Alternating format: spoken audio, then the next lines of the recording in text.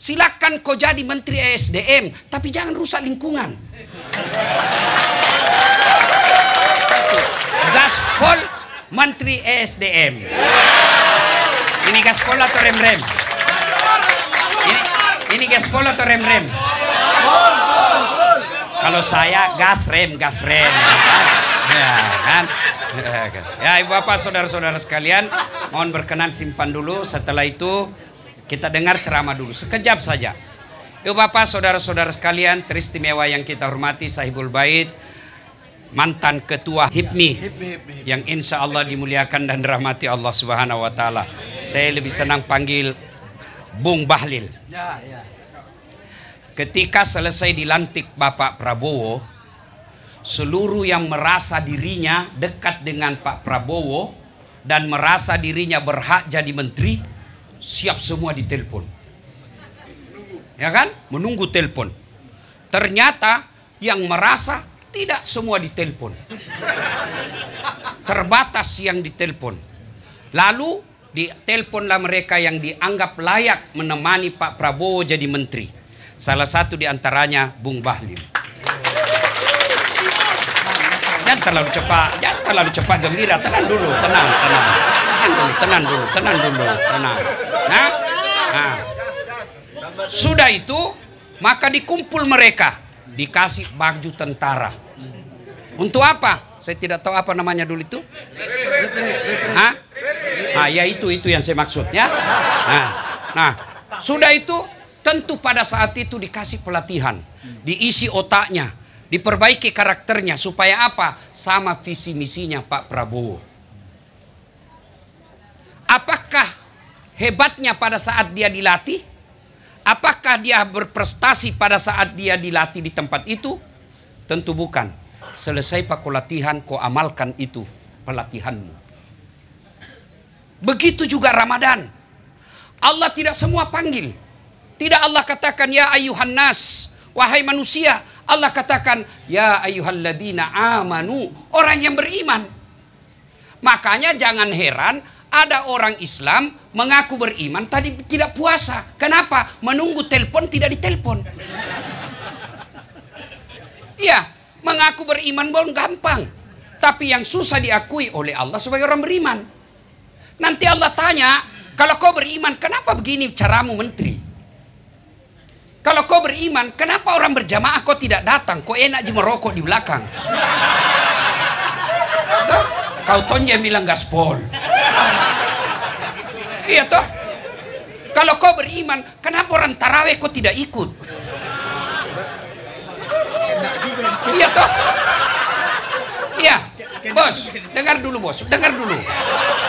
Saya cinta kalian. Kenapa? Saya yakin bapak-bapak ini ikut mewarnai Republik Indonesia. Saya ini kasihan cuma pote-pote di mimbar. Pengaruhnya paling 0,1%. Tapi kalau tuan-tuan sekalian punya pengaruh. Maka kalau saya beritahu yang baik seperti ini, jangan marah. Anggaplah ini bagian kecintaan saya. Ya?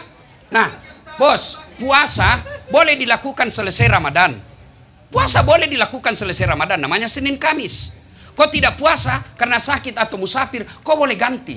Tapi kalau tidak tarawih kok, bisa kau ganti di bulan Syawal. Kita tarawih, gila.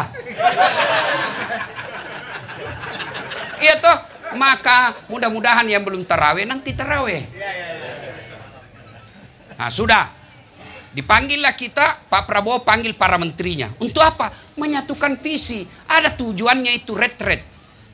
Ada tujuannya. Bukan sekedar orang yang di medsos itu kan maha benar netizen dengan segala komentarnya. Ya kan? Ini habis-habisan anggaran. Ya kan? Nah ada tujuannya. Apa? Menyatukan visi. Tidak bisa jalan pemerintahan Pak Prabowo kalau tidak sama. Menterinya lain maunya, si B lain maunya, maka dikumpul mereka. Begitu juga puasa. Ini pelatihan, retret namanya. Ramadan ini pelatihan. Kalau ada orang rajin sholat Ramadan, tidak spesial bos. Memang tampaknya. Kalau ada orang pergi umroh, 24 jam ibadahnya baik. Memang situasinya harus begitu. Tapi Ramadan ini, lihat nanti efeknya setelah kau Ramadan. Puasa itu pengendalian hawa nafsu, pengendalian Kalau definisi fikihnya itu puasa, tidak makan, tidak minum, tidak berhubungan badan secara sengaja. Kalau tidak sengaja tetap sah. Kamu, misalnya Pak Menteri kan pagi-pagi terbiasa sarapan. Habis 1 mangkok coto. Nah bilang ajudan, tapi Pak Menteri puasa. Astagfirullah. Rezekimu. 1 mangkok itu rezekimu. Siang lagi lupa lagi, cambuk lagi. Pak Menteri, rezekimu selama kau lupa. Begitu juga kalau Bapak berhubungan badan secara tidak sengaja. Tapi kira-kira Pak Menteri tidak mungkin tidak sengaja. Masa buka baju tidak sengaja? Terlewat-lewat. Dia bilang hilap kau Ustaz. Tidak mungkin. Dihipnotis kah? Ya, tidak mungkin. Nah, kalau sekedar itu saja bos, sekedar itu saja kau tidak makan, tidak minum, tidak berhubungan badan, binatang juga puasa. Makanya itu Al-Baqarah selanjutnya, agar Allah membedakan kalian dengan binatang.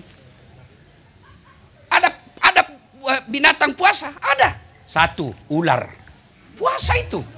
Kapan itu ular puasa? Ketika dia ganti kulit. Tidak makan, tidak minum, tidak berhubungan badan. Tapi celakanya selesai ganti kulit tetap jadi ular. Iya toh? Ada orang sebelum puasa penipu. Suka cari-cari muka depannya Pak Menteri.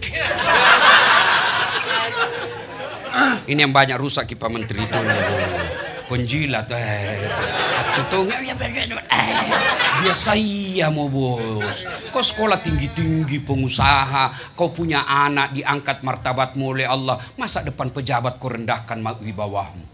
Biasa iya mu. Teman saja. Itu namanya jabatan. Jangan membuat kau gila. Ada masa jabatanmu itu pasti habis. Presiden saja Pak Jokowi 10 tahun. Mana sekarang? Iya toh. Biasa iya saja bos. Biasa mau kau hidup ini. Ya. Nah sudah. Ada lagi binatang yang puasa. Ada. Apa? Ulat. Itu dia puasa. Coba itu ulat. Kasih daun. Semua dia makan. Serakah. Itu ulat kalau kasih daun dia habisi semua daun. Tapi hebatnya. Ketika dia jadi kepompong. Tidak makan. Tidak minum. Tidak berhubungan badan. Tapi yang luar biasa. Setelah jadi kepompong dia jadi apa? Jadi kupu-kupu. Kalau puasanya ular, nyanyinya apa? Aku masih seperti yang dulu. Hai Pak Cetong, lagu angkatan 80. Tapi kalau kepompong, apa lagunya? Persahabatan bagai kepompong, merubah ular menjadi kupu-kupu. Coba lihat itu kupu-kupu. Itu ulat, semua dia makan. Tapi setelah jadi kupu-kupu, subhanallah, dia selektif. Apa dia makan? Bukan lagi. Tapi apa dia makan? Intisari daripada bunga. Yang paling bagus itu. Tapi apa dia rusak? Tidak. Dia ambil saripati bundanya, tapi dia cabut. Tidak ada ranting yang patah. Tidak ada bunga yang rusak. Tidak ada dahan yang jatuh. Silakan kau jadi Menteri ESDM, tapi jangan rusak lingkungan.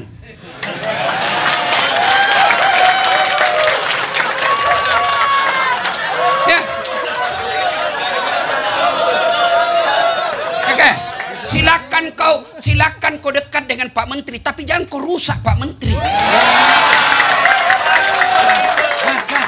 Karena kadangkala kasihan Pak Menteri mau normatif hidupnya, tapi datang kau mes. Anu Pak, ini kan kita sama-sama dari HIPMI.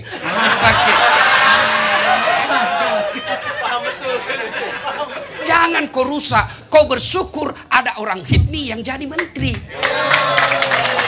Jangan kau rusak citra HIPMI-mu hanya karena kepentingan pribadimu. Itu yang disebut dia ambil saripati madu, tapi dia tidak rusak itu bunga. Silakan kau dagang, silakan kau ikut pilkada, tapi jangan kau rusak lingkungan, jangan kau rusak mentalnya orang. Mau kau jadi kepala daerah silakan, tapi jangan kau bagi-bagi uang. Coba, apalagi silakan kau jadi caleg, tapi jangan kau nyogok. Serangan fajar. Nah bilang bukan serangan fajar Ustadz, ini sedekah subuh. Jangan tahu kau akal-akali agama.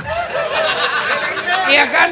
Nah, coba lihat. Setelah dia isap itu saripati madu, dia pindah ke bunga lain.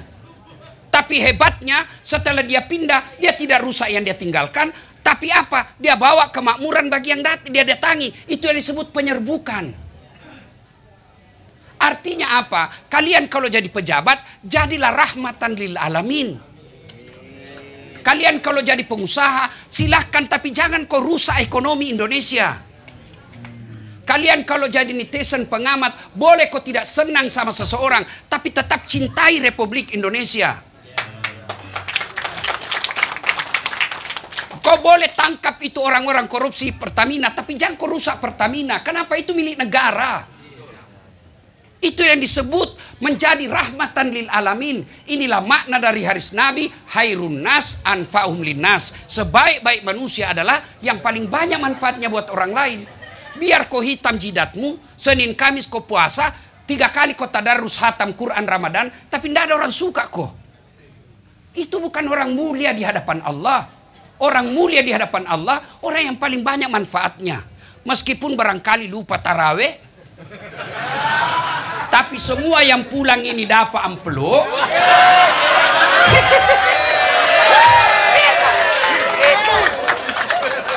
Tapi jangan tongkas negara, kan banyak jualnya. Iya toh. Dan demi Allah, tidak ada orang bangkrut karena berderma. Tidak ada, Pak. Saya mewakili aspirasimu semua. Ya kan? Nah, sudah. Maka dikumpul kita itu, Pak Menteri, dikumpul menyatukan visi misi. Nah, visi misi puasa ini ada. Bukan sekedar menahan makan, minum, dan ruangan badan. Tapi apa? La'allakum tattaqun. Agar kau menjadi orang takwa. Allah tidak mengatakan kau pasti bertakwa. Agar itu ada 2 peluang. 1 bertakwa, 2 gagal. Makanya disebut agar. Allah tidak mengatakan pasti kau bertakwa. Tidak seperti ketika Allah katakan ud'uni astajib lakum. Berdoa kau kepadaku pasti saya kabulkan. Tapi puasa Allah katakan agar kamu bertakwa.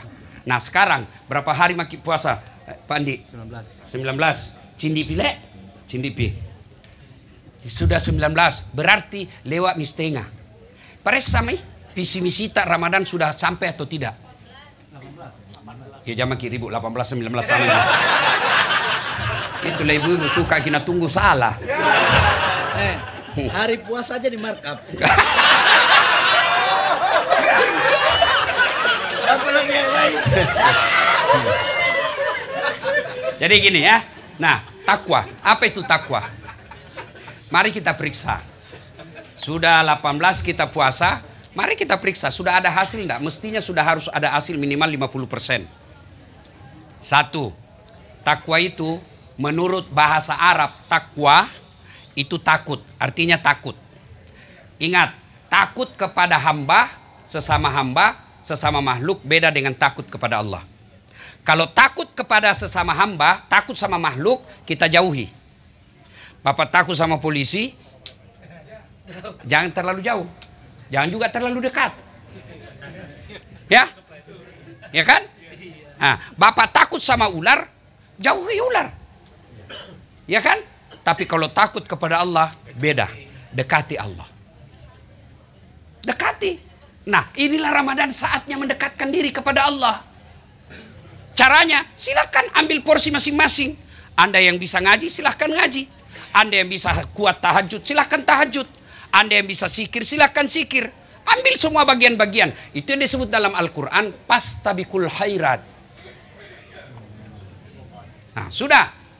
Itu kalau definisi, kan kalau kita dulu waktu tak sekolah kan, kalau kita mengajar pengertian, selalu ada definisi etimologi dan definisi terminologi. Ya kan, masih ingat dulu kan? Nah, etimologi itu adalah menurut kata. Akar katanya. Takwa menurut akar katanya, menurut Imam Bushairi terdiri dari 4 kata. Apa itu? 1, ta, kaf, waw, ya, takwa. Mari kita simak satu-satu.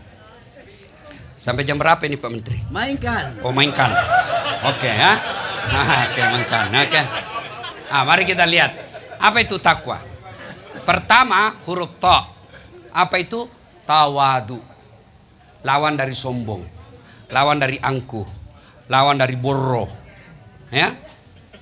Nah, sekarang kita lihat contoh kehebatnya itu puasa. Coba lihat orang kuat apa namanya itu yang angkat barbel. Wah, bagus sekali badannya. Begitu jam 11 mulai loyo. Ya kan? Itu baru jam 11. Jam 13 makin loyo. Nggak tahan dia, tunggu azan maghrib, dia piasan sendiri. Itu baru berapa jam kau tidak makan? Kau sombong di hadapan Allah. Ayo. Apa itu sombong pakaian mewah? Oh, salah bos. Sombong itu pakai barang mahal. Belum tentu. Saya bilang kalau Anda yang kaya, pakai itu yang kau punya. Pakai. Tidak semua orang kasih. Ibu-ibu yang punya emas, pakai itu emasmu. Pakai berlianmu. Namanya perhiasan. Pakai. Apa itu sombong, Ustaz? Sombong itu dua karakternya. Satu, nganggap remeh orang lain. Dua, menolak kebenaran. Itu sombong. Jadi kalau pakai LV boleh, silakan. Gak apa-apa. Ya, nanti kapan dia sombong Pak Menteri? Misal Pak Menteri pakai LV, ya wajar lah, banyak uangnya. Iya toh? Lalu kapan dia sombong? Ketika dia hina orang. Dasat, kau tahu ini LV? Ini 20 juta ini. Nggak bisa kau pakai. Itu baru sombong. Itu baru sombong. Ya. Kalau dia pakai LV, Dasat, kau tahu ini LV? Iya, saya tahu. Kau mau pakai? Silakan kau ambil.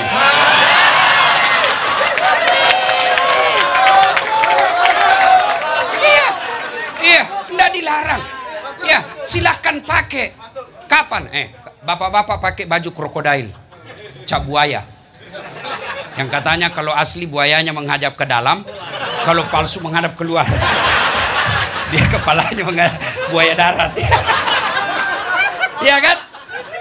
Kapan sombong? Ketika kau Dasat, ini krokodil di Singapura ini. Nggak bisa kau beli kau. Itu baru sombong. Nganggap remeh orang lain. Itu Abu Lahab, dia tahu Nabi orang baik. Dia tahu apa yang disampaikan Nabi benar, tapi dia tidak mau terima. Kenapa? Karena dia bilang apa? Muhammad anak baru kemarin. Bani Hasim, suku saya lebih tinggi. Abu Lahab bilang, kenapa kemanakanku? Saya lalu om nak angkat. Dia sombong. Kenapa? Dia menolak kebenaran. Nganggap remeh orang lain. Jadi selama bapak pakai barang mahal, tidak menolak orang lain, silakan. Tidak meremehkan orang lain. Yang penting kamu mampu. Mau kau pakai, tapi kau curi uang negara, bukan cuma sombong, kau perampok. So, apa yang menyebabkan orang datangnya sombong kata Nabi? Satu, tambahnya jabatan. Yang tadinya dari Papua. Yang kau lihat Pak Menteri. Saya Pak Menteri di mimbar ini saya mengaku Bapak orang hebat. Iya Pak. Terlepas dari kontroversi, orang dengki, orang jago Pak. Bisa jadi menteri. Nggak diperhitungkan dulu, tapi bisa jadi menteri. Lebih dari 10 tahun. Terlepas ada kontroversi, masing-masing semua orang mau. Ketua Golkar pula. Tapi jangan membuat kau sombong. Kenapa? Ada batasnya. Iya kan? Kau menjadi menteri ada batasnya. Tergantung presiden. Kalau presiden sudah tidak senang, ya wabillahi taufiq wal hidayah. Iya toh. Kau jadi menteri, tiba-tiba di reshuffle, masih mau pakai lambang menteri, lewat di pasar, nah bilang astagfirullah sakit. Apa yang kita mau sombongkan? Yang kedua, penyebab datangnya sombong, bertambahnya ilmu. Termasuk ustadz. Peluang punya sombong, iya. Ada ustadz sombong, ada. Banyak. Ciri-cirinya, tidak mau menerima perbedaan. Apa yang mau disombongkan? Seperti saya ini penceramah. Mau sombong? Enggak. Jangan. Kenapa? Saya bisa jago ceramah karena ada penontonku. Bayangkan kalau saya ceramah di sini 2 jam berapi-api. Tidak ada penonton.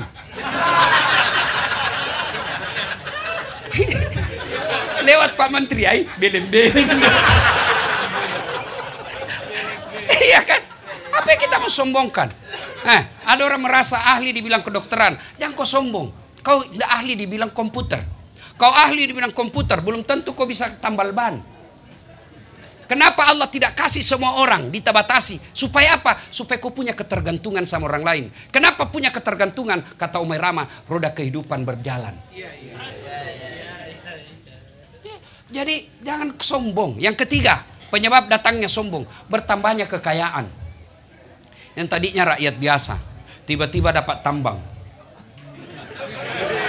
Pembebasan lahan, dapat tanahnya, ya ada batu bara di dalamnya.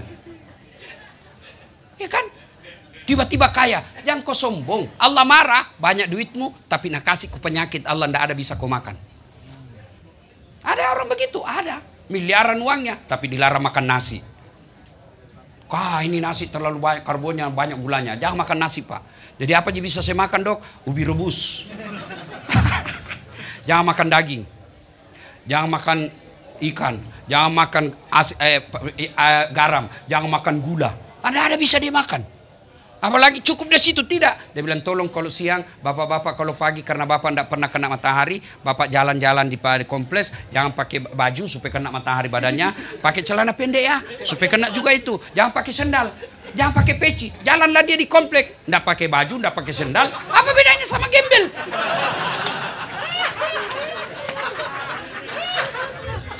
Jangan ketawa, saya serius ini.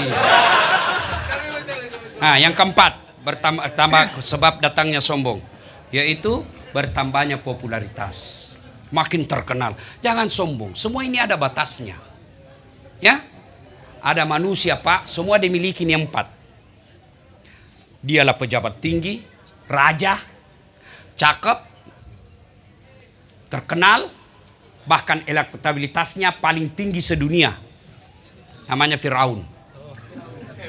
Oh, paling tinggi elektabilitasnya itu. Biar non-muslim kenal juga, biar orang Amerika kenal juga, cuma namanya Ramses II. Iya kan? Tapi karena dia sombong, Allah ponis dia haram masuk surga. Kalau kita, bos, masih 50-50. Bisa masuk surga, bisa juga masuk neraka. Firaun sudah diponis, tidak boleh dia masuk surga. Kalau kita masih ada harapan. Apa cukup sampai di situ keinginan Firaun? Tidak. Allah hinakan Fir'aun. Sampai detik ini tidak ada satupun orang HIPMI mau kasih nama anaknya Fir'aun.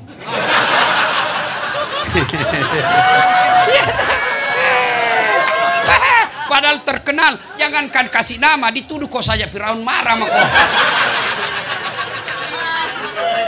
Iya kan? Orang yang berpuasa berhasil, makin tinggi jabatannya, makin tinggi ilmunya, makin populer, makin kaya, dia makin tawadu. Berhasil puasamu. Yang kedua, takaf, qanaah. Apa itu? Merasa cukup dengan apa yang dimiliki. Coba lihat kalau mau puasa, buka. Rasanya semua makanan mau dihantam. Ya tahu kalau mau buka, jalan kote, palu butung. Enggak tahu saya kue-kue Jakarta. Rasanya pokoknya semua mau diambil, Pak. Tapi begitu masuk kurma 3, 1 teguk air zam-zam, hambar semua rasanya yang ada di depan kita. Sebelum buka itulah nafsu. Setelah buka itulah kebutuhan. Saudaraku, berapa banyak orang dipermalukan dan dihina sehina-hinanya di dunia karena tidak punya kepuasan. Saya kalau lihat orang kaya, pejabat, masih korup, saya bilang, apa pila gitu? Kau punya ajudan, nggak pernah ada orang disakiti. Musuhnya pun hormat sama beliau. Akhlaknya baik, ibadahnya sampai bengkak betisnya kalau sholat sunnah. Tapi apa dia pernah merasa miskin? Tidak. Padahal pernah suatu ketika 3 hari 3 malam tidak makan sampai Hasan Husain pucat gara-gara cucunya nggak makan. Itu Nabi, bos, Nabi. Lalu kenapa kita banyak utang? Kenapa kita banyak proposal kiri kanan sampai hilang kita punya harga diri? Karena kau tidak merasa syukur dan puas dengan apa yang kamu miliki. Tidak mungkin Allah ciptakan seorang hamba manusia tanpa Allah sertakan rezeki dengannya. Begini supaya gampang dipaham. Allah kasih kita rezeki 7. Supaya enak, gaya hidupmu 6. Masih ada sepingmu 1. Tapi yang jadi masalah, Allah kasih kau 10, gaya hidupmu 15. Akhirnya pinjol. Ya baik kalau kau sendiri berutang, tapi kau datang kasih susah Pak Menteri. Minta apa kek Pak, di situ bisa penunjukan langsung apa kek apa. Kau merusak. Yang kau merusak. Ya, bersyukur dengan apa yang kita miliki, pasti kaya. Yang ketiga, wow. Apa itu? Wara. Apa itu wara? Mampu menjaga dirinya dari hal-hal subhat. Apa itu subhat? Bahasa politiknya main dua kaki. Abu-abu. Tidak jelas warnanya. Ini biasanya banyak kalau pilkada. Ya, main dua kaki. Subhat namanya kalau bahasa agamanya. Kalau kita berhasil puasa, jangankan yang subhat, ya, yang halal saja mampu kita tahan. Contoh air putih, halal atau haram? Halal atau haram? Halal. Siang? Bukan haram, tahan. Buka pi. Istri di rumah halal atau haram? Halal. Jam 12 siang? Tahan. Buka pi. Boleh kau pakai buka puasa. Boleh. Tapi kalau kira-kira 30 tahun maka sama bos. Tenamo. Dicoli-coli ya.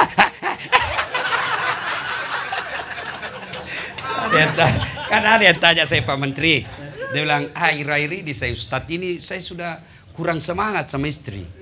Dia bilang, apa doanya Ustadz? Saya bilang, tidak perlu baca doa, tergantung lawan tanding.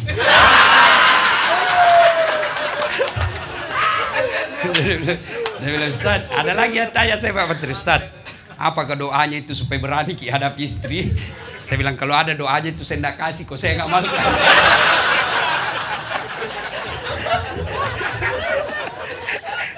Kan? Ayo.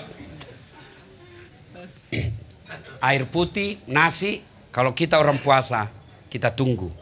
Boleh enggak pejabat glamor hidupnya, hedon, pamer-pamer. Tunggu sampai rakyat sejahtera. Boleh enggak pengusaha? Tunggu sampai pegawai-pegawaimu makmur. Itu orang berhasil puasa, mampu mengendalikan dirinya. Pengendalian hawa nafsu namanya. Dan yang keempat, ya yakin. Ini kunci segala-galanya. Yakin bahwa Allah melihat dan Allah mengetahui. KPK boleh kita permainkan. Barangkali karena kekuasaan dekat sama kita, kita bisa atur. Polisi boleh, barangkali jaksa bisa barangkali kita atur. Tapi ketahui Allah Maha tahu. CCTV boleh dimatikan, boleh dihancurkan. Tapi malaikat tidak mungkin bisa kosogo. Kau pegang tangan sekretarismu dalam kamar, barangkali tidak ada lihat kau. Tapi na close up ko malaikat.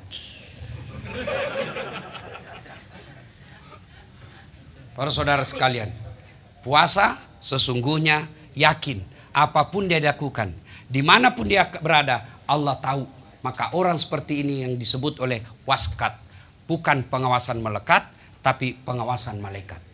Kalau ini dia mampu pegang, maka apapun dan bagaimanapun kondisi yang dia miliki, kehebatan yang dia miliki, pangkat jabatan yang dimiliki, pasti orientasinya kemaslahatan umat. Bapak saudara-saudara sekalian, kalau sudah terjadi maka Allah kasih apresiasi, la'allakum tattaqun, kau bertakwa, yaja'allahu mahraja. Saya kasih kau jalan keluar dengan segala kesusahanmu, saya bukakan kau pintu rezeki dari jalan yang tidak kau sangka-sangka. Rasanya ingin berlama-lama, tapi kita harus tahu Pak Menteri juga tentu terbatas waktunya. Ini saja tausiah kita, mudah-mudahan ada manfaat. Terima kasih atas undangannya. Sebagai motivasi buat anak-anak HIPMI. Saudara-saudara tahu enggak, golongan pertama orang masuk Islam itu pengusaha muda. Oh, Masya Allah. Iya, pengusaha muda yang sekarang kalau di Indonesia HIPMI. Abu Penghuni Bakar, surga, penghuni ya, surga. penghuni surga. Yang penting jangan kau pelit. Ya kan? Coba. Abu Bakar Siddiq, orang kaya. Utsman bin Affan, orang kaya. Abdurrahman bin Auf, orang kaya. Siti Khadijah, 2/3 barang mewah di Mekah miliknya Khadijah waktu itu. Orang-orang kaya. Allah tidak memusuhi orang kaya. Bahkan orang kaya bendaharanya Allah di dunia. Anak-anak muda seperti ini, Masya Allah, kalau orang tua kaya wajar. Tapi kalau anak muda dia jadi kaya dan dia dermawan, insya Allah makmur negara kita. Alhamdulillah. Mudah-mudahan kalian yang hadir anggota HIPMI ini, Allah melimpahkan rezekinya. Allah jadikan hatinya pengusaha yang dermawan. Allah bahagiakan rumah tangganya. Dan Pak Bahlil, Allah kuatkan imannya. Allah kuatkan hatinya. Allah afiatkan sihatnya, badannya, dan bahagiakan keluarganya. Lebih dan kurangnya mohon dimaafkan. Usikum wa nafsi bitaqwallah, fastabiqul khairat. Assalamualaikum warahmatullahi wabarakatuh.